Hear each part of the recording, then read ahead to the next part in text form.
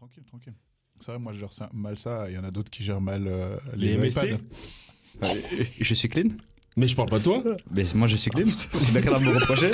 Je suis mono, donc c'est pas moi non plus. Là c'est l'intro de la vidéo, c'est ça, Ouais, de l'enregistrement. Exactement. Pas forcément. Si Non, tu il veux. faut pas. Non, il faut pas. Du coup, non, c'est bon. Non, pourquoi il faut pas? Parce que je viendrai pour Kiss pour parler de ces choses-là. Ok, bah écoutez, bienvenue à la tablée les amis. Bienvenue. L'épisode 1 a débuté.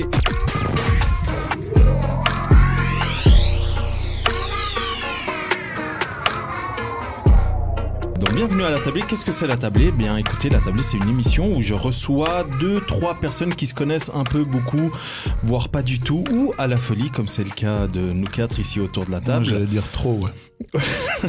Ou trop. Et l'idée, c'est un peu pendant 1 heure maximum de parler un petit peu de notre vie, de ce qu'on a fait dernièrement, ce qu'on aimerait faire dans le futur, ce qu'on aime, ce qu'on n'aime pas, ce qui nous saoule, ce qu'on aime énormément, ce qu'on a envie de faire, etc. Et cet épisode est un peu spécial parce que, eh bien, je suis avec les membres fondateurs de Vibes.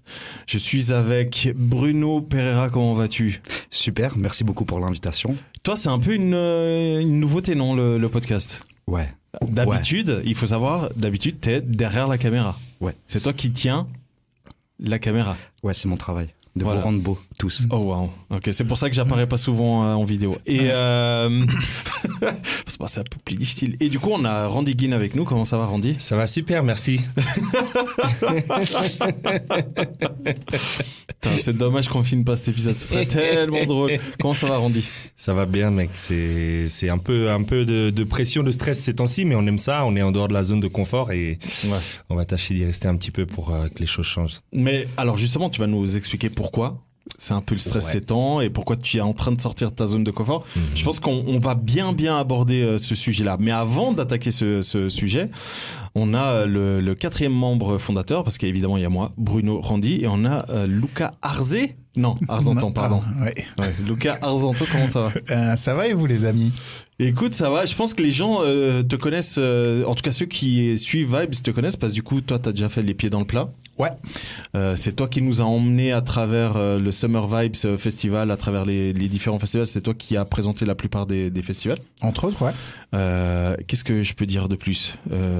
Bon, écoute, c'est déjà pas mal. On essaie de produire du contenu. Hein, après, voilà. Ah oui, bah les critiques. Oui. Oui, il y a les critiques ciné, séries et tout ça. Quoi. On dirait je fais plein de trucs d'un coup. Bah, c'est un petit peu le cas. Hein. Non, c'est vrai. Et là, en plus, on a du contenu qui va arriver avec des expériences. Oui. Tout ça. On vous prépare des belles choses. Voilà. Mais moi, ce que je vous propose, c'est directement attaquer par ce qui rend Randy un petit peu... comment dire, un petit peu stressé, Inquiet. un petit peu inquiet. Ça gratte. Non, je ne parle pas du retour de Nana en équipe nationale du Cameroun. C'est un autre sujet. Ça, c'est un autre sujet. Un autre podcast. Exactement. Je le savais en avant-première et je n'avais pas le droit d'en parler. C'est vrai? Du coup, tu sais pourquoi il est parti? La vraie raison? Ça, tu sais pas? La vraie, en fait, il y a tellement de versions différentes que malheureusement, la vraie version, on peut pas savoir. Je l'avais croisé à l'aéroport après la Coupe du Monde. Ouais. On a brièvement discuté. Malheureusement, il me fait confiance, tu vois. Donc les choses qu'il m'a dit, c'est des choses que je peux pas répéter. Ah, donc tu sais. En tout cas, tu sais sa version. En fait, tu sais, quand quelqu'un te dit ce qui s'est passé sans te le dire factuellement, mais il te fait comprendre ce qui s'est passé, c'est ça qui s'est passé, tu vois. Ah. Mais j'ai sa version, et puis on a la version des officiels de Rigobert, de Samuel Eto'o, et d'autres aussi. Quel bordel, t'es d'accord? Ouais. C'est. Mais dans l'ensemble, toutes les équipes nationales ont leur casserole. Hein. Ah, mais c'est ce que j'allais dire, parce que nous, le Portugal, c'est pas mieux. Hein, parce que là, nous, le Portugal, avec toute la moitié de la sélection qui est partie en Arabie Saoudite. Ouais. Je suis pas persuadé qu'on va être en meilleure forme. Mais bref, ça, comme disait Lucas, c'est pour un autre podcast, Kick-Off le podcast avec Ulysse et Steve, que je vous recommande d'aller suivre, non seulement sur Instagram, mais surtout sur Spotify, Apple Podcast, Deezer et tout est compté. Absolument. Du coup, Randy, est-ce que tu veux nous parler du projet?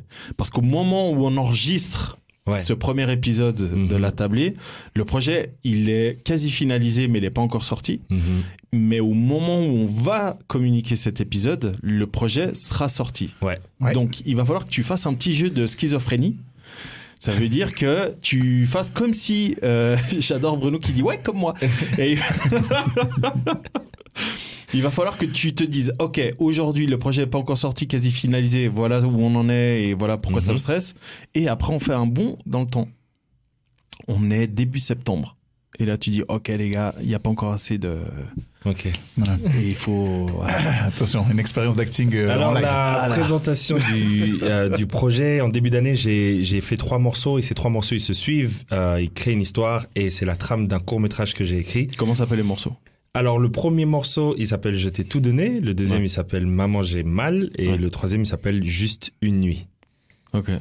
Il y en a un, vous pouvez coucher avec vos femmes dessus. Bah honnêtement là la manière comment tu racontes ça fait vraiment une histoire d'amour, tu sais. Ouais. C'est vraiment genre quelqu'un qui rencontre une personne, après ça se passe mal et du coup il en parle à sa mère, parce que souvent les mamans sont les confidentes, hein. Et après il y a une sorte de réconciliation et En tout cas c'est ça que j'aime, c'est que à chaque personne à qui je parle le projet, chacun se fait une histoire dans sa tête, a une vision des choses, une lecture différente enfin. Et ça en fait c'est aussi un des objectifs de ce court-métrage, c'est en fait de l'imager tellement qu'il y aura des petits détails que certaines personnes vont capter d'une certaine façon et d'autres d'une autre façon.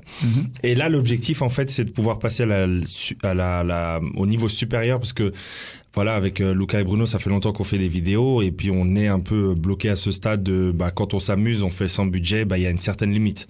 On peut être créatif à un certain point. Maintenant, on veut aussi mettre un certain budget pour aller taper dans d'autres sphères visuelles. Atteindre un autre niveau. Exactement. Et en fait, par ça, il nous faut de l'argent et donc c'est pour ça que on va lancer un crowdfunding à l'heure où on parle. Dans 3 jours, il sort. Et 1er septembre, les amis. Ouais. Et en fait, j'ai tellement pensé à ça, à gauche, à droite, ressasser la tête dans les documents. Je pense que vous aussi, vous êtes avec moi au quotidien, vous avez vu ça, que maintenant, ça fait 3 jours, il n'y a pas un soir où je rêve pas de ça. Et il y a 3 jours, je me suis levé à 4h du matin et avec 10 francs dans la cagnotte. Rêve prémonitoire. En fait, c'est ouf parce que on a besoin de 25 000, tu vois. On va chercher 25 000 et je te jure qu'à 4h du matin, je me suis réveillé et j'ai dit, mais il y a 10 francs dans la cagnotte, c'est un truc de ouf, là, alors qu'elle n'est pas lancée, tu vois. Et d'habitude, moi, je me rendors facilement, puis là, pendant 1 heure, je regardais le plafond. Parce que, tu sais, je me suis couché tôt, j'étais à 6-7 heures de sommeil déjà, ça m'avait gâté. Parce qu'en fait, ce qu'il faut comprendre, c'est que ce projet de crowdfunding est lancé sur Kickstarter. Donc, c'est une plateforme qui est incroyable, parce que vraiment, tu peux présenter ton projet comme il faut, tu peux mettre des cadeaux en échange de l'argent qu'on te donne pour aller au bout de ce projet. Le truc, et c'est hyper important que les gens le sachent, c'est que si la cagnotte n'est pas atteinte à 100%, donc si elle arrive même à 99%, mais si elle n'est pas atteinte à 100%, tu touches R. Que dalle. Voilà. L'argent n'est pas débloqué. Et c'est ça qui est... en fait, c'est fou parce que quand tu lis... au début, j'étais sûr, je me dis, on en discutait ensemble, on s'est dit, tu sais quoi, vas-y, on va aller pour 20 000. Bon, maintenant, avec les frais de la plateforme, on fixe 25 000. Quand on en discute comme ça, on se dit c'est faisable, on fait des calculs, on se dit le backer moyen c'est 60-65 €, donc environ 400 personnes. Oui, vas-y, tout est faisable. Le jour où tu dois appuyer sur le bouton pour dire je confirme ma campagne, mais c'est horrible. Et que tu vois qu'il y a écrit que si t'atteins pas le 100%, c'est mort, tu commences à réaliser, tu dis en fait 25 000 c'est beaucoup. C'est beaucoup. J'adore parce qu'on est tous avec le petit sourire, genre mec, c'est beaucoup. Parce que c'est notre argent aussi. Et comment tu le vois le truc? Admettons, ça se passe bien. Là, on est mi-septembre, on a déjà atteint la moitié, on va dire. Comment tu vois la suite? Je vais te dire la vérité. Vas-y. Je vais pas mentir, je vais parler à cœur ouvert. Si à mi-septembre on n'a pas fini la cagnotte, je serais déçu. Oh wow. Ouais, je te dis. Si on n'a pas atteint déjà les 25 000 mi-septembre, je serais déçu. Bon, on est d'accord, je vais couper cette partie. Ok. Pourquoi? Non, mais tu verras que quand tu vas vouloir... Non, mais écoutez-moi bien. Écoutez-moi bien, là. Quand tu vas vouloir poster l'épisode, tu vas dire, j'ai bien fait de laisser cette partie parce qu'on sera pas loin. Mais l'épisode sort avant. Ouais, mais tu verras déjà quand il va sortir, la somme qu'il y aura, tu vas dire, non, ok, d'accord. Ok. Ah non, mais l'énergie que je vais mettre là-dedans, je le sais, j'ai pas envie d'arriver le 25 septembre et qu'on soit à 17, 18 000. Et c'est pas le genre de stress que j'ai besoin dans ma vie. Donc la promo que je vais faire, comment je vais communiquer dessus, les personnes avec qui je vais parler, tu sais, sur la plateforme, t'as vu, ils le disent, je crois que c'est environ 70, 80, 70, 80% des personnes qui vont backer, c'est des gens de ton entourage. Tu vois. Ça, je te l'avais dit aussi. Tu vois. Ouais. Donc en fait, c'est en fait travailler mon carnet d'adresses, les gens que je connais, et bien évidemment ma communauté aussi sur les réseaux sociaux, tu vois. Ouais. Donc ça va dépendre de moi, et en même temps, je vais faire du contenu de qualité entre temps, parce que plus j'ai de gens qui passent sur mes réseaux sociaux à ce moment-là, bah plus de chance il y a en fait. Et est-ce que tu serais capable de casser dans ton ego et d'aller contacter des gens avec qui t'es brouillé, de leur demander de l'aide? Non. Mec, c'est exactement à ça, parce que c'est dans ces moments-là aussi que tu te dis ah putain, j'aurais dû lui répondre à son message. Non, mais tu sais pourquoi je te dis ça, parce que malgré le fait que je suis quelqu'un de très vrai, je suis aussi très diplomatique, et du coup il y a très peu de personnes avec qui et je sais que c'est pas des personnes qui sont déterminantes pour ce projet-là. Et j'ai aussi dans mon entourage des gens qui ont cette même fierté. Je sais que si demain j'avais besoin d'un extra coup de pouce, je sais vraiment où toquer, tu vois, en disant ouais, là c'est chaud et j'ai besoin de OK, vas-y, c'est bon, tu vois. Mais c'est des solutions qu'il faut utiliser en dernier recours. Tu vois, des jokers que tu peux utiliser une fois tous les 4 ans, donc tu dis ouais, calme. Genre le 16 septembre, c'est ça? Ouais, voilà. Juste avant qu'on soit à la moitié du mois, je vais vraiment vous montrer et vous allez voir. OK, écoute, moi en tout cas c'est honnêtement, c'est tout ce que je te souhaite, parce que plus vite tu vas atteindre cette somme-là, et plus vite tu peux attaquer la deuxième partie. Exactement. Même si, je dis n'importe quoi, on est le 20 septembre, hein, c'est tout ce que je te souhaite. 20 septembre, bim, 25 000, t'as la cagnotte. Bah comment dire, la campagne s'arrête pas. Elle continue jusqu'au 30, mais toi, tu sais qu'à partir du 21, voilà, tu peux démarrer les contacts, tu peux démarrer, pas ça, les gens le savent pas forcément, mais tu as déjà travaillé sur les scènes. Là, l'équipe qui est là autour t'accompagne justement dans l'écriture, imaginer un petit peu les différents sets, les différents moods. T'as déjà tourné quelques scènes, mais comme tu l'as dit, bah, il y a une limite financière qui te permet pas forcément de poursuivre. Donc écoute, moi, c'est tout ce que je te souhaite, surtout, et c'est tout ce que je nous souhaite, parce que du coup, on est embarqué. Ouais, c'est ça, on est embarqué avec toi. De l'aventure, c'est clair. C'est ça. Mais aussi, tu sais, l'aspect qui va être cool, c'est que si on atteint la somme avant, on a plus de chances, plus de temps et aussi de marge pour la dépasser. Et bien évidemment qu'on a un plan si on la dépasse aussi, tu vois. Donc on a des scènes en plus qu'on peut tourner. On a des. Franchement, après, on sait jamais jusqu'où on va aller en termes de somme, tu vois. Mais en fait, si tu veux, on commence la campagne, mais dès la première semaine, on doit déjà créer le contenu au cas où on dépasse. Et j'ai déjà 2-3 idées. J'ai vraiment 2-3 idées, et puis il y en a une, c'est un court-métrage qui est en train d'être écrit au Cameroun, et ça coûte beaucoup moins cher à produire. Si on dépasse un certain point, on peut le réaliser en entier, tu vois. Donc on touche du bois. On touche du bois. Mais du coup, c'est un de tes gros rêves, c'est le projet sur lequel on est en train de travailler avec toi en ce moment. Ouais, c'est exactement. Ça, c'est un de tes gros rêves. Ouais, bien sûr. Moi, j'ai toujours voulu lier la musique et l'acting, tu vois, parce que un de mes grands rêves, c'est de pouvoir doubler un Disney, tu vois. Et ben, quand tu fais ce genre de truc, forcément, il y a l'acting et la musique en même temps, le chant, tu vois. Et là, du coup, je le fais dans un cadre d'un court-métrage. Les musiques ne seront pas, elles seront impliquées de façon vraiment naturelle, comme dans un vrai film, tu vois. C'est-à-dire que si tu sais pas au préalable, tu sais pas que c'est moi qui chante. Il y aura pas de scène de playback ou ce genre-là. C'est vraiment la BO du film, tu vois.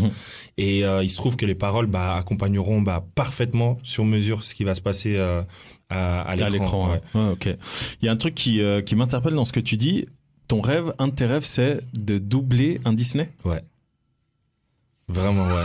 Mais on va jouer le jeu. Ouais. Alors, j'explique ton condescendant. J'explique ce que je dis. Je trouve ça génial. J'explique ce que je dis. Bien évidemment, quand je dis Disney, ça comprend Pixar et compagnie. C'est vraiment. Bien sûr. Et moi, j'ai fait l'exercice quelques fois pour m'amuser.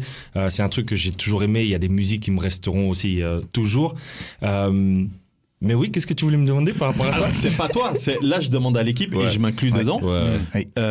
C'est si vous deviez être la voix d'un personnage Disney, vous voudriez être qui? Je dis pas être un personnage, je dis être la voix, ce qui pour moi est différent. Tu vois, typiquement, tu prends un Zazu, tu peux vouloir être la voix de Zazu, pas forcément incarner le personnage, mais tu peux vouloir être Zazu. Moi, c'est bon, je l'ai. Vas-y. Sans hésitation, c'est le génie de Aladdin. Allez, vas-y, essaye, vas-y. Ah bah oui, on est là pour ça. On a des beaux micros. On fait la chanson. Tu peux même parler comme ça. Non, on va pas faire la chanson, mais tu peux donner quelques exemples. Il faut savoir que le génie dans Aladdin, c'est la référence pop culture d'Aladdin. Ok. Ah oui. Donc dans le dessin animé Aladdin de 94, qui a interprété la voix par Robin Williams, oui. Et ben il interprète plein de personnages de la culture populaire américaine, tu vois. Et du coup la voix qui reprend, donc la voix française qui reprend le personnage, qui est Robin Williams. Non, qui est Monsieur Arbois. Ah, c'est Richard Darbois. Exact. Darbois, pardon. C'est lui qui fait la voix française. Il fait la même chose, mais avec la culture populaire française. Tout à fait. Et c'est pour ça que je trouve que le personnage te colle bien. Bah, tu vois. J'ai non, pas choisi tu vas nous faire une petite ta version du génie. Attendez, là, je frotte la lampe et puis tu sors de la lampe, ok? Vous êtes prêts? Okay. Oh, une lampe. Oh waouh, on a dit. Pourquoi il était méchant comme ça? Non, en vrai, je sortirais un peu en génie, un peu sombre comme ça. Le Randy. Tu as donc frotté ma lampe. Je vais t'accorder non pas 3 vœux, mais 4 vœux. J'ai de la chance. 3 plus 1, c'est Formule tes souhaits. Mon premier vœu, c'est que la cagnotte soit remplie en 2 jours. C'est fait. Yes. Sugoine. Je trouve que c'est une analyse que j'ai à faire sur le génie. Pour moi, c'est le doublage de voix en animation le plus impressionnant que j'ai jamais vu. Ouais, évidemment. En VO et en VF. Mais en VF, surtout parce que c'est avec ça que j'ai grandi, tu vois. Mais quand je le voyais au début, je me rendais pas compte. Et quand j'ai commencé à m'intéresser au doublage de voix et que j'ai revu le personnage, c'est trop. C'est le range, parce qu'il chante, sa voix, il a la voix grave des fois, la voix super aiguë, les imitations, les sentiments, parce qu'à des moments donnés, vous vous rappelez quand malheureusement il doit obéir à Jafar au lieu de Aladdin. L'intensité. Mon gars, quand il parle et il dit désolé tout ça, mon gars, ça te prend. Il joue dans le jeu parce qu'il exécute des personnages, des accents, dans la façon d'acter. Et revenons d'un petit clin d'œil Pop Cultura, les amis, qui arrive bientôt aussi sur les réseaux. Ah bah j'attends ça moi.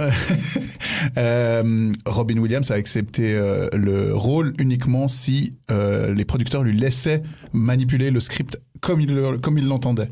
Donc et ajouter les personnages, etc. Exactement. La plupart des paroles dans la VO en tout cas sont quasiment improvisées. Mais après, il faut dire la vérité, c'est que Darbois, il a fait un travail phénoménal pour la version française. Incroyable. Et il y a pas d'autres versions d'Aladdin qui sont aussi bien doublées que la version française. Bon, du coup, Lucas, tu as choisi le génie. Peut-être pour ça que il s'appelle The Mighty Lulu sur Instagram. Hein, voilà. Maybe. Bruno? Alors moi, ça va être beaucoup moins glamour que vous tous. Moi, j'ai une affection pour notre petit diable de Tasmanie.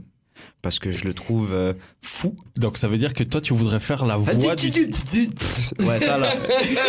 Putain. En fait, maintenant que tu le fais, on s'y croirait. En fait, pourquoi? Parce que j'ai de l'attachement pour ce personnage, parce que je trouve que il a un truc adorable quand il est gentil et il pète les plombs, il est nerveux. Et ça me correspond un petit peu dans mon... Ah, donc toi en fait tu veux faire sa voix parce qu'il te correspond. Ouais, je l'aime trop. Donc voilà un petit peu... Diable de Tasmanie. Ouais. Ok. Tu sais que c'est pas un Disney. Hein. Non, c'est un Looney Tunes. À tous mes geekos. C'est un Looney Tunes Warner Bros, c'est ça? C'est Warner Bros, tout à fait. Mais on a grandi avec, donc c'est quelque chose qui m'a marqué et j'ai de l'attachement pour ce personnage. Du coup, si t'aimes bien ce genre de personnage, toi tu serais le perroquet de Jafar. Ouais, par exemple. Parce que le perroquet de Jafar, il est un peu comme ça. Ouais. T'sais. Il est vraiment drôle aussi, je trouve. Ouais, il est drôle et puis il est attachant. Ouais. Il a un fond gentil, mais il essaie d'être méchant, etc. Tu vois, enfin, il essaie d'être méchant. Disons qu'il est pas très aimable de prime abord. Exactement. Tu vois. Moi, j'ai cru que t'allais dire Jafar à cause de la barbe. Oh waouh. Bah, t'as un peu la même barbichette, mec. Non, mais c'est vrai, un peu comme ça. Non, mais c'est vrai. Ok. Non, mais c'est vrai, c'est un fait. Hein. Non, mais écoute, t'as la barbe que tu travailles vers comme ça. T'es bien coiffé, hein. Bah, t'es bien coiffé de la barbe, hein. C'est bien. Merci.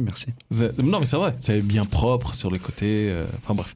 On y reviendra après si tu veux sur nos looks. Toi, Randy? Alors, moi, j'ai 2 personnages différents. Je peux en deviner un? Vas-y. Je dirais le méchant dans La Princesse et la Grenouille. Non. Ah, dommage. Désolé. Alors, le premier, c'est parce que c'est un personnage que j'adore depuis toujours, c'est Hercule. J'adore Hercule. Ce serait trop bien, Hercule. Et puis en fait, c'est l'un des seuls Disney, parce que je les connais pas tous, où la BO c'est du gospel. Donc j'ai adoré la BO de Hercule. Et le personnage, je l'adore aussi. Moi vraiment. Comment tu le ferais là ? Genre une phrase comme ça. Une phrase comme ça. Avec son coach par exemple. Je prendrais une voix un peu plus aiguë parce que c'est un adolescent. Donc je couperais les graves de ma voix. J'ai senti le. On est tous comme des enfants. Oh mais Phil, mais moi je veux juste m'entraîner en fait. Je veux être le héros pour les gens de la nation, tu vois. Plus un truc, genre un truc comme ça. Impressionnant. Arrêtez. Donc j'adore Hercule. Et l'autre, juste pour le fun, je pense que ça a dû être un rôle incroyable. C'est le l'âne dans Shrek, qui est fait par Eddie Murphy en VO. Franchement, en fait, les répliques, son attitude, comment il a peur, sa relation avec le dragon, tout ça, en fait, c'est une des parties que je trouve les plus drôles dans Shrek. Et je pense vraiment que c'est du plaisir à doubler. Ouais, mais ce n'est pas un Disney non plus. Ouais, pas non plus, DreamWorks. Ouais, exactement. Ouais. Ok, intéressant. Et toi ? Oh waouh. Moi, une voix que j'aurais aimé faire moi. Ouais. Comme ça, dessin animé, il y a rien qui me vient. Peut-être Mufasa. Ouais. Tiens, avec la grosse voix comme ça. Mais t'es pas trop dans les graves. Hein. Non, justement, je suis pas assez dans les graves. Non, moi je vais aller droit basique. Moi, je vais faire Iron Man. je fais la VF d'Iron Man. Et tout de suite un extrait. Alors là, c'est la scène où t'as le cheeseburger. Ça fait 3 mois que t'as pas mangé de cheeseburger. T'ouvres le rideau et tu dois pas dire que t'es Iron Man, mais tu vas dire que t'es Iron Man. Tu le dis comment ? Attends, ça fait 3 mois que j'ai pas mangé de cheeseburger. T'ouvres le rideau et je dois pas dire que je suis Iron Man. Presse devant toi, il y a un micro. Et là, en fait, tu dois venir et normalement, tu dois faire un discours pour dire que, oh non, je suis pas Iron Man, j'ai souffert dans le désert, je viens de revenir, laisse-moi tranquille. Mais tu balances tout et tu dis que t'es Iron Man. Ok, je vois de quelle scène tu parles. Bon, merci beaucoup d'être présent, cher journaliste. Bon, vous le savez, j'ai été sauvé par un super-héros. Je pense que c'est le premier super-héros de la Terre. Oui, vous avez une question au fond ? Ok, j'avoue, c'est moi, Iron Man. Ça va. S'il te plaît, la rapidité de la question. Vous avez une question ? Oui, j'avoue. Elle a même pas posé la question. Il voulait absolument. Non, c'est pas ça. C'est que du coup, pour les auditeurs, c'est horrible. C'est que du coup, t'as 10 secondes de silence. Ils ont cassé le. Mais on aurait pu faire le journaliste. Génial. Ah, tu veux qu'on la fasse, c'est ça. Non, mais en fait, la raison pour laquelle je dis pas ça parce que quand j'étais un tout petit peu plus maigre, les gens disaient que je lui ressemblais. En fait, la raison pour laquelle j'aurais kiffé doubler Iron Man, c'est en fait le rôle qu'il a, Robert Downey Jr., où tantôt il est sérieux, tantôt il fait un peu le BG, où il dragouille un peu, tantôt il fait de l'humour, etc. Tu vois, et toute cette gamme-là, je trouve ça hyper stylé. Incroyable. Parce que parce du coup, moi je m'y retrouve dans un petit peu, tu vois, dans la mesure où quand j'étais célibataire, j'aimais bien dragouiller. Bon, aujourd'hui, je drague ma copine. Hein. Sa définition de lui-même, si jamais c'est génie, milliardaire, philanthrope. Bah voilà, ça me convient. Écoute, manque juste 2 adjectifs. Si on enlève l'armure, il reste quoi? Ouais, grave. C'est ça, ouais. Moi, j'ai juste 2 adjectifs qu'il faudra enlever dans ce que t'as dit, mais bon, je vous laisse, sur les 3, je vous laisse deviner ce que c'est. Ok, donc du coup, ça, c'est les personnages. Un de tes rêves serait d'incarner un personnage, enfin, de faire la voix off. On a parlé là autour de la table, les personnages que vous voulez faire les voix off. Moi, maintenant, ce qui m'intéresse, c'est les rêves que vous avez. Parce qu'au fur et à mesure de notre vie, alors quand on est petit, on a des rêves évidemment qui sont plus ou moins faciles ou non à réaliser, mais au fur et à mesure, surtout quand on arrive dans la vie adulte, on a des rêves. Toi, Randy, on l'a dit, là, ce que tu es en train d'essayer de produire, et j'espère sincèrement qu'on va y arriver avec toi, tu vas aboutir à un de tes rêves. Moi, ça m'intéresse, les gars, de connaître, et je vous le dirai moi aussi, hein, quels sont mes rêves, mais ça m'intéresse de connaître vos rêves, pour voir déjà si peut-être quelqu'un qui nous écoute peut vous aider. De 1 et de 2, voilà, si à l'avenir ils sont réalisables ou pas. Ok. Donc moi il est très simple, mon rêve c'est de partir vivre à Los Angeles et de un jour être aux Oscars. Voilà. nominé, même si c'est voilà, pour... oui, ça t'avais pas rajouté ça. Ouais, nominé, même si c'est pour le meilleur sound editing, je m'en bats les couilles. C'est le meilleur maquillage, c'est pas grave. Je vais être là. Ok, intéressant. Bah écoute, le premier truc, ça peut être un docu, parce qu'il y a les Oscars pour les documentaires. Tout à fait. Tu vois, donc avant d'arriver au film, ça peut être une première étape grave tu vois, pour essayer de mettre les pieds. Il y a plein d'étapes à suivre avant. Ouais. Mais si on devait citer un rêve, ce serait ça. Ouais. T'imagines faire un documentaire dans 4-5 ans, la folle aventure de 4 mecs dans le vent. Bim, c'est nous. Bah, alors, voilà. Autant ce serait ouf, mais autant ceux qui me connaissent un peu trouveraient ça très drôle que je sois aux Oscars pour un documentaire, vu que je n'en consomme pas. C'est vrai? Tu consommes pas du tout? Moi, j'arrête pas, mec. Il déteste ça. Moi, je fais chier ma meuf pour ça. Hein. Vraiment, à chaque fois qu'elle me dit vas-y, qu'est-ce qu'on regarde, je vais dans le truc documentaire, je dis je sais pas, regarde. Elle me dit ouais non. Elle me dit ouais non, mais ça tu regardes toi, moi j'ai pas envie. Après c'est aussi peut-être parce que toi t'as fait le tour au niveau film aussi. J'ai pas forcément fait le tour, mais c'est vrai que ces temps, je suis pas transcendé par ce qu'il y a, tu vois, alors j'ai pas envie de passer pour le vieux con en disant ouais, c'était mieux avant, parce que c'est pas forcément le cas, mais je prends plus de plaisir à revoir pour une énième fois Cocktail avec Tom Cruise. Incroyable. Je trouve que à tous les niveaux ce film il est magnifique, mais vraiment hein. Alors oui, c'est un film un peu kitsch qui est un peu vieilli, mais je trouve que niveau scénaristique, niveau jeu des acteurs, même la manière comment il est tourné, tout, moi franchement je trouve qu'il est super bien. Donc je préfère voir ce genre de film que aujourd'hui voir un film où tu te dis putain, c'est vraiment le vrai acteur ou c'est une intelligence artificielle, c'est vraiment un vrai fond. Tu vois, c'est un peu. Mais encore une fois, moi typiquement, je suis un très très bon comment dire.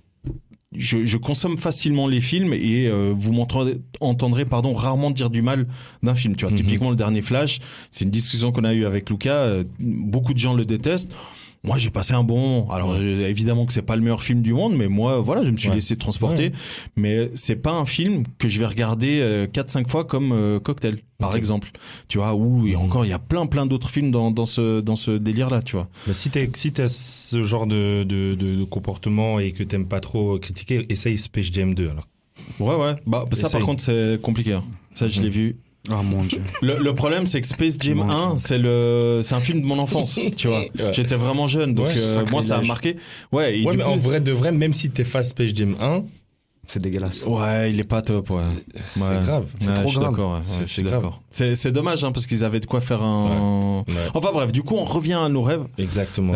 Donc, Lucas, tu l'as dit, c'est partir vivre à Los Angeles. T'y es déjà allé, d'ailleurs? Oui. À Los Angeles? Oui, 2 fois. T'as aimé? Bien sûr. Ouais. Je suis tombé amoureux de cette ville. C'est une ville où, en plus, quand t'es cinéphile comme moi, tu tournes la tête. S'il y a une scène qui a été tournée là, enfin, c'était trop. Les studios, enfin, tout ce qu'il y a, cette ville, elle a été faite, elle a été créée pour le cinéma, quoi. Ouais. Donc, c'est normal qu'en tant que cinéphile, tu sois emballé dans cette ville. Ouais. Après, je peux comprendre, il y a plein d'arguments de gens qui trouvent ça pas ouf, hein, mais moi, je suis petite anecdote, parce que l'émission est faite de ça, hein, c'est des anecdotes sur nos vies, n'est-ce pas? Ouais, bien sûr. En 2000, le passage d'année 2017-2018. Ouais. Tu sais où je l'ai passé? Non. À Los Angeles. Ok. Tout seul. J'ai fait Nouvel An là-bas. Parce que je sortais d'une relation compliquée. Et comme j'aime bien souvent le faire, je me suis remis en couple avec la meuf juste avant de partir. Mais comme j'avais déjà réservé, je suis parti seul à Los Angeles et j'ai vécu 5 jours à Venice Beach, plus exactement. Okay. Et du coup, j'ai fait Nouvel An tout seul sur le parc d'attractions à Venice Beach. J'étais seul, quoi. J'étais seul. Je suis devenu poteau avec 2-3. Tu sais, il y a les rollers là, ceux qui font les trucs en roller. Voilà, j'ai discuté avec eux. Il y avait une meuf qui venait de Nouvelle-Orléans, donc elle parlait un petit peu français. Tu vois, donc très très gentil. Il y avait les gars qui faisaient du muscle et ils me disaient ouais, toi t'as une morphologie, c'est dommage que tu t'entraînes pas parce que franchement tu pourrais développer un corps hyper cool et tout. J'étais rejoins le culte. Ouais, grave, tu sais, le mec était comme ça là, hyper. J'étais ouais, t'inquiète, ouais, bien sûr. Mais ouais, ça c'est une petite anecdote du coup. La seule fois que je suis allé à Los Angeles et du coup je me suis mis bien. Première classe aller-retour. Ah bah oui. Ah ouais, première classe aller-retour, j'ai pris un loft pour moi tout seul. Ah non, à l'époque, je me suis dit, quitte à ce que je sois mal, autant que je me mette bien. Donc du coup j'ai claqué. J'ai bien claqué. Randy, on a déjà plus ou moins parlé. J'imagine tu as bien d'autres rêves, notamment liés au foot. Arrête. Et toi, Bruno, du coup Alors, ça rejoint un petit peu Lucas. Alors, pas forcément les Oscars, mais j'adorerais aller... Les BAFTA. J'adorerais aller plus loin dans l'industrie de l'image, en fait, simplement, tu vois. Ouais. Qu'un jour, on m'appelle, ah ouais, on a besoin de toi, viens, on va tourner à New York 3 mois, viens, on va là en Inde. Mais moi, c'est ça que je rêve. On a eu la chance avec Randy, par exemple, de vivre plein d'expériences comme ça. On a fait le Liban, on a fait Haïti, on a fait Berlin, on a fait énormément de voyages pour la vidéo, et c'est juste des souvenirs et des expériences incroyables. Et en fait, je remarque que c'est des trucs qui n'ont pas de prix. Ouais. Et c'est des beaux souvenirs. Et je préfère avoir une vie remplie d'émotions et de souvenirs comme ça, des trucs forts, que d'être là derrière mon bureau à 24 et tout. Ouais. Donc voilà un petit peu. Alors justement, vu que tu es en train de parler de ça, parce que vous le savez peut-être pas, cher auditoris, nous ici autour de la table, évidemment qu'on le sait vu qu'on le côtoie tous les jours, mais Bruno est un petit cachotier. Ah bon? Parce que autant Randy va sortir un projet, enfin on peut le dire, sort un projet, autant Bruno toi aussi. Ah oui? Ouais, fin septembre, tu sors un projet. Waouh. Alors c'est un projet un peu plus comment dire collaboratif. Collaboratif, mais je veux dire dans le sens où il va pas être diffusé immédiatement auprès du grand public. Mais je pense que tu peux en parler. Alors en fait, l'année passée... Toi qui parlais justement de partir filmer. Donc en fait, l'année passée, on a eu une très belle rencontre avec une fille que sûrement les auditeurs connaissent, qui s'appelle Whitney Toyloy. Elle est venue avec un joli projet. Elle rêvait de faire l'ascension du Kilimandjaro. Et en fait, c'est notre ami Lucas qui a créé en fait ce rendez-vous entre nous. Et du coup, en fait, de base, elle voulait partir avec sa propre cam, faire du contenu, être un peu comme elle fait sur ses réseaux, en fait. Ouais. Et du coup, ça s'est transformé en je pars avec elle et on fait un méga documentaire. Et du coup, c'était assez spécial parce qu'à cette époque-là, je n'étais pas dans le meilleur de ma forme, etc., etc. Physiquement, mentalement, je suis toujours pas bon, mais on en parlera après. Et du coup, en fait, on a travaillé ensemble pendant des mois et des mois en préparation pour du coup monter le Kilimandjaro. Ok. Et du coup, ça a été fait en début d'année, au mois de mars. Fin mars, c'est ça? Fin février. Fin février. Ouais. Et là, du coup, tu es en train de travailler sur le montage du documentaire, montage final, documentaire qui sort le 27 septembre. En première, malheureusement pour vous. Pour le moment, en tout cas, il est diffusé. En privée, si on peut. C'est ça, ouais. Il est diffusé de manière privée auprès de tes proches à toi et des proches de Whitney, et évidemment d'autres des sponsors, des marques et ce genre de choses, ouais. Pour qu'au final, pourquoi pas, on le retrouve sur des plateformes. Et si on n'arrive pas, ça sera diffusé sur le site de Whitney, où on verra comment on le diffuse. Exactement. Mais c'était, du coup, comme je disais avant, c'était une aventure incroyable. C'était très dur, je passe les détails. Mais c'est pour ce genre de choses, en fait, que je fais ce métier. Ouais. Qu'est-ce qui t'a le plus marqué? La difficulté, les gars. Physique, tu dis? Ouais. Parce que t'as quand même, tu montes presque jusqu'à 6000 mètres d'altitude. T'as une grosse cam, un gros appareil photo. Tu dois faire des images, tu dois contrôler ta respiration. Mais pourquoi t'avais une grosse cam? Parce que j'ai des gros bras. Parce que bien évidemment, monsieur, il avait le choix de prendre une caméra plus légère. Mais comme il worship la qualité d'image... Ceux qui me connaissent savent que je suis un peu perfectionniste dans l'image et ce genre de choses. Ouais. Et du coup, j'ai voulu être sûr de prendre une grosse caméra parce qu'en haut, en fait, on se rend pas compte, mais on a moins 15. Donc du coup, un appareil basique, il pouvait geler, il pouvait freeze et je peux pas louper le Summit Day. Donc c'était ça comme choix et c'était un petit peu difficile. On a eu 2-3 galères parce que on a voulu lui du matos, ils nous ont pas laissé parce que c'était en Afrique, je sais pas quoi. Okay. Et du coup, on a réussi à trouver des solutions. On est parti avec une grosse cam, un gros appareil photo et on a fait des belles images. Okay. Et on va vous raconter une belle histoire. De toute façon, certainement qu'on fera un petit épisode avec toute l'équipe qui a participé, donc tu seras dedans, avec grand plaisir, etc. Mais on aura certainement l'occasion d'y revenir. Les gars, on arrive gentiment à la fin de cet épisode.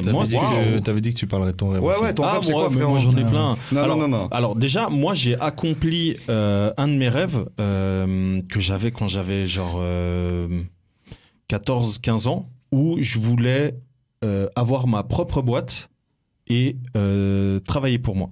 Voilà, donc là ça fait bientôt 15 ans que je bosse, que je travaille pour moi, tu vois, que j'ai cette chance-là, parce que mine de rien en Suisse c'est quand même une chance de pouvoir vivre de ce qu'on fait, et là autour de la table on est tous dans ce cas-là, tu vois, et il faut savoir que quand j'étais à l'école, et peut-être vous pourrez le confirmer, mais moi quand j'étais à l'école et que je suis sorti et que voilà, je savais pas encore ce que je voulais faire, parce qu'à l'époque les métiers d'aujourd'hui la plupart n'existaient pas, en tout cas beaucoup de métiers créatifs.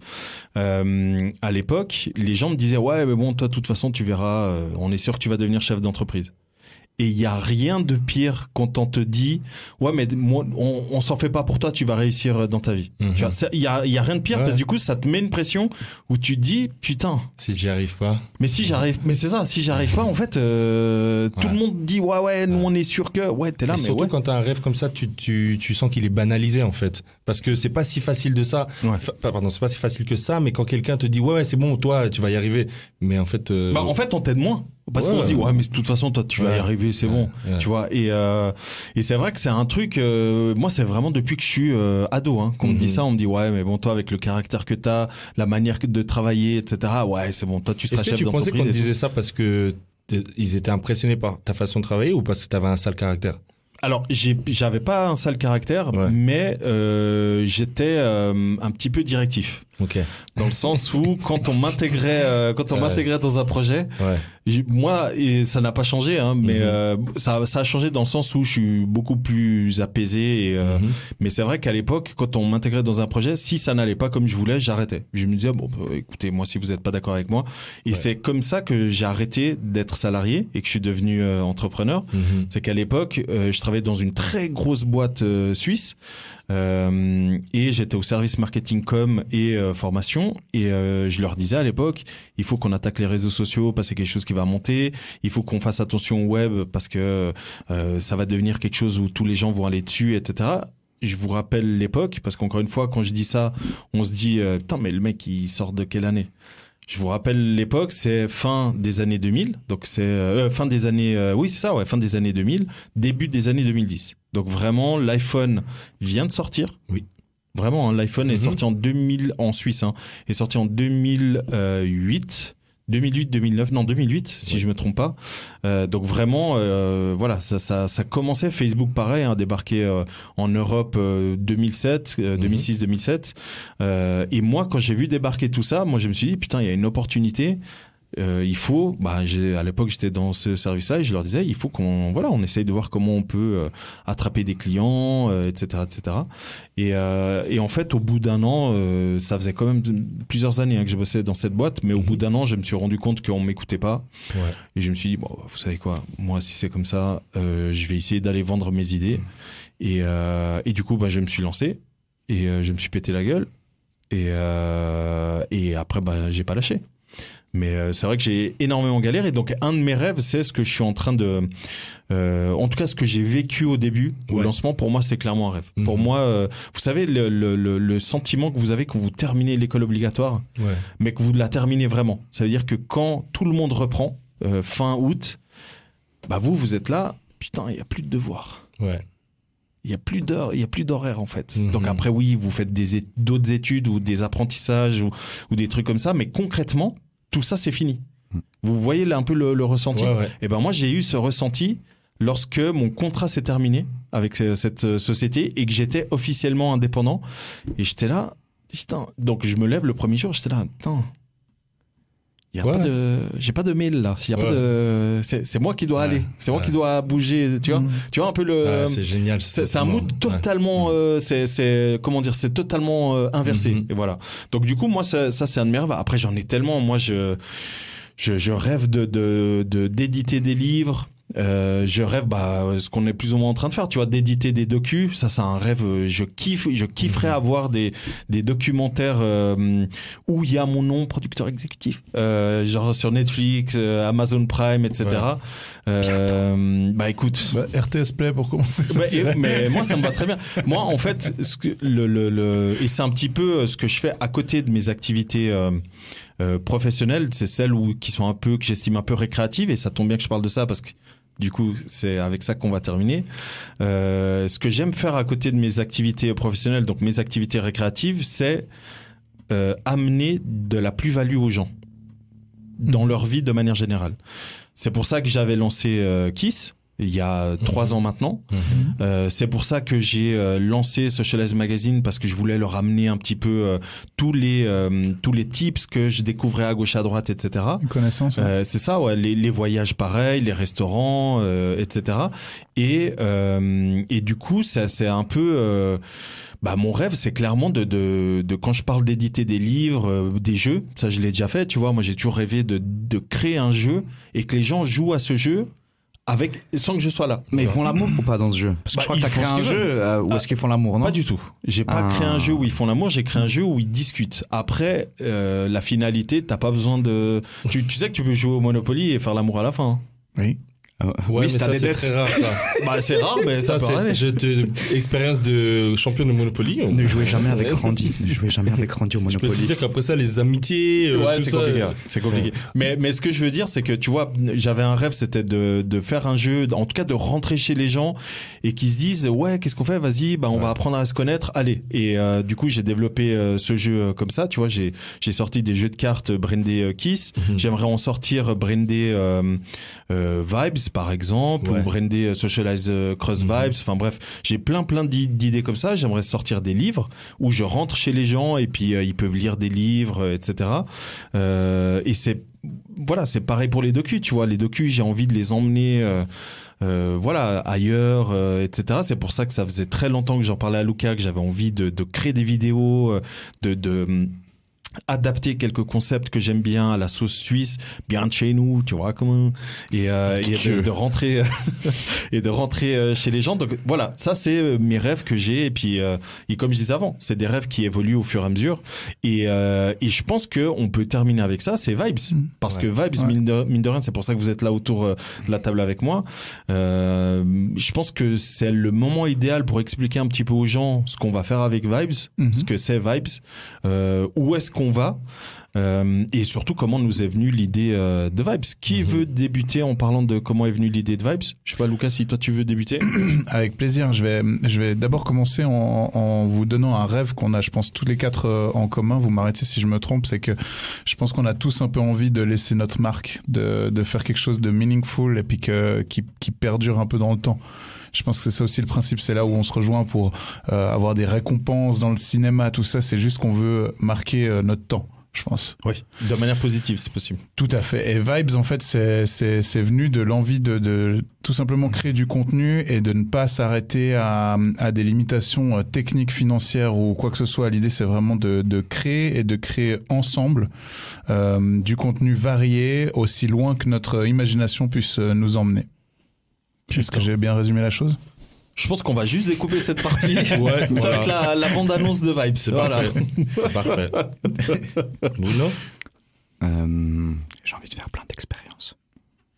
Oh wow, dit comme ça. Pourquoi il est gênant? Vas-y, ça, c'est fou. Tu pars d'une phrase simple.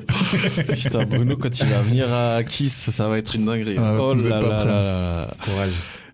Toi, Randy, est-ce que tu veux peut-être expliquer comment tu vois un petit peu le concept Vibes, où est-ce que tu aimerais aller justement avec Vibes? Un truc qu'on s'est pas mal dit aussi entre nous, c'est par rapport à la génération qu'on est. On est tous nés dans les années 80, donc c'est aussi parler à notre génération, et je pense que ça fait aussi le miroir de notre authenticité. On va pas commencer à essayer de plaire à des jeunes avec lesquels on n'a pas forcément autant d'affinité que ça. Mais vraiment parler aux gens de notre génération, parce que c'est des gens qui consomment énormément et qui ont aussi, je pense qu'ils méritent aussi d'avoir du contenu qui sont pour eux. Donc simplement en faisant, je pense, les choses qu'on aime, en faisant des expériences, en faisant des jeux, en faisant mais tout ça pas forcément uniquement en rapport avec le fun, ça peut être aussi très sérieux, hein. Ouais. Et ça sera le cas pour certains de nos concepts. Je pense qu'on peut parler à des gens qui nous ressemblent, et ça c'est aussi important de pas les délaisser. Ça, mais ça aussi on va découper, hop, bim. Vous dites que des belles choses. Tu veux réessayer? Non, mais j'allais dans ce sens-là, mais il a dit. Le gamin, c'est vrai. C'est vrai. C'est exactement ce que j'allais dire. Le gars a dit, je vais m'amuser. Il dit, mais j'allais dans ce sens. Effectivement, c'est ce que je voulais dire par là. Non, mais effectivement, comme tu as dit, pour reprendre un peu ce que tu disais, c'est que. Je vais faire des expériences.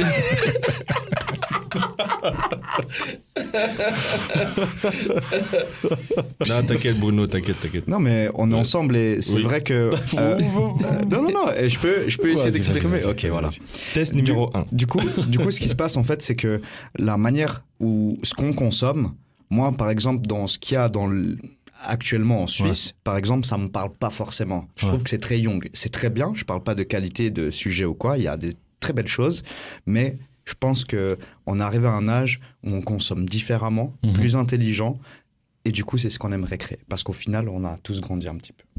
C'est ça. On essaie d'être en raccord avec notre temps, et raccord avec notre génération, et raccord avec nos envies aussi, et du coup, raccord avec nos rêves. Et c'est sur ce dernier point, les amis, que je vous propose de terminer ce premier épisode. On aura certainement l'occasion de faire de temps en temps des petits points avec un vrai apéro cette fois-ci, vous inquiétez pas. Parce que je l'ai pas dit, mais à partir de l'épisode 2, vous inquiétez pas, les invités que j'aurai, ils auront un vrai apéro devant eux, on va goûter des trucs, etc. Alors je pense pas. C'est pas un meet and drink. Mais c'est pas un concept, ça? Ah, pardon. Oui, c'est un concept, ouais. S'il y a à boire et de la nourriture, I'll be back. En tout cas, le message est lancé. Bruno, merci beaucoup.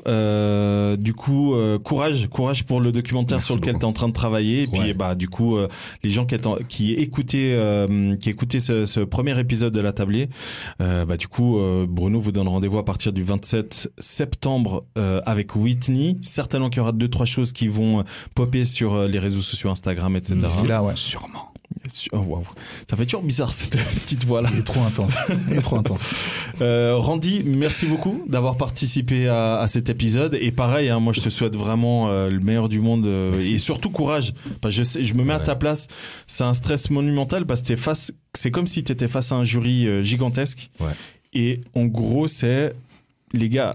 Vous me suivez sur les réseaux, vous me soutenez avec des likes, nanana. Si vous pouviez mettre ne serait-ce que 10, 20, 30, 50 balles pour me soutenir ce projet, ce serait cool parce que ça, c'est important de le répéter. Tout l'argent n'est pas du tout pour ta poche. Ah, pas du tout alors. On est d'accord. C'est vraiment pour développer le projet, faire appel à des professionnels, en plus de nous, vraiment à faire appel à d'autres professionnels, payer les figurants, donc de vrais acteurs, les nourrir parce que quand on est sur un set, les enregistrements durent longtemps, donc si on peut éviter de juste manger des chips et des crackers toute la journée, ça peut être sympa aussi. Donc voilà, comme ça les gens comprennent un peu. En tout cas, Randy, moi je te souhaite bon courage. Merci. Et du coup, pareil, les gens qui écoutaient cet épisode, sachez que normalement le Kickstarter de Randy a débuté, donc je vous donne rendez-vous sur l'Instagram de Randy Guin. Et là vous pourrez voir toutes les infos. Il y aura certainement déjà 1 ou 2 vidéos à ce propos et vous aurez toutes les infos pour aller mettre sur les paradins 50 balles. C'est bon. Vous avez reçu votre salaire. Il y a bientôt le 13e. Ça va. Si vous êtes en Suisse. Ça va. Un petit billet bleu. Oh wow. 100 balles carrément.